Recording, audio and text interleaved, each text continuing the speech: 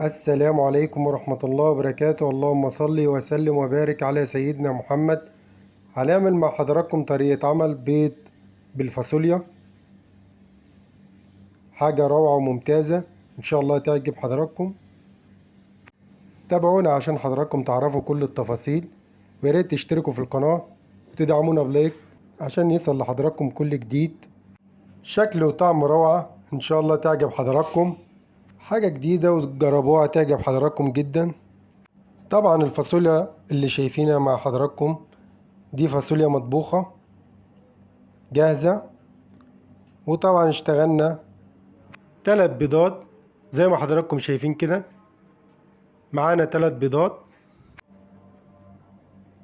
وطبعا معانا عصير طماطم مضروب في الخلاط، وطبعا مطبوخ ومحطوط له فلفل اسود وملح زي ما حضراتكم شايفين كده، واخد حوالي 10 دقايق. معلقتين زيت زي ما حضراتكم شايفين، ومعانا فاصوليا مطبوخة جاهزة، ومعانا موتزاريلا. طبعا يا جماعة لو موجود جبنة شيدر مفيش مشكلة، اي جبن مفيش مشكلة، جبنة رومي مفيش مشكلة،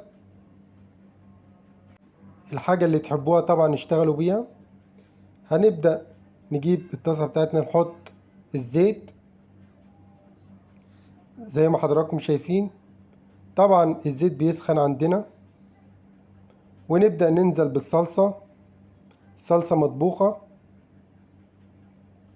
حوالي حبتين طماطم،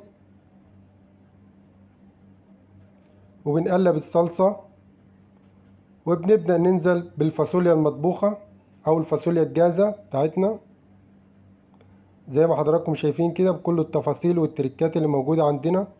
طعم روعة وحاجة ممتازة، جربوها يا جماعة تعجبكم قوي. زي ما حضراتكم شايفين بنبدأ ننزل بالبيض، 3 بيضات اللي اتفقنا عليها مع حضراتكم. ما شاء الله شايفين الجمال يا جماعة. بنشتغل مع حضراتكم واحدة واحدة عشان تعرفوا كل التفاصيل الموجودة في بيض الفاصوليا، واللي ان شاء الله تعملوها هتعجبكم قوي، وهيبقى طبقكم المفضل ان شاء الله. بعد ما خدت السوا بتاعها حوالي 5 دقايق هنبدأ نحط الجبنة الموتزاريلا زي ما حضراتكم شايفين كده. طبعا ساحت معانا الجبنة الموتزاريلا، حاجة روعة وممتازة. بنبدأ نحط البيض بتاعنا في طبق زي ما حضراتكم شايفين كده. شايفين يا جماله يا جماله على البيض. بيض الفاصوليا يا جماعة حاجة روعة، جربوها يعجبكم جدا جدا. ولو في أي حاجة أو استفسار يبقى اكتبولي في التعليقات. وده يا جماعة الطبق المفضل بالنسبة لي، كل يوم لازم أعمل الطبق ده، حاجة روعة وممتازة.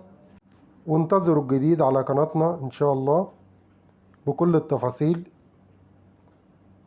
حاجة روعة زي ما حضراتكم شايفين كده، حاجة ممتازة، شكل وطعم روعة. جربوه إن شاء الله يعجبكم، والسلام عليكم ورحمة الله وبركاته.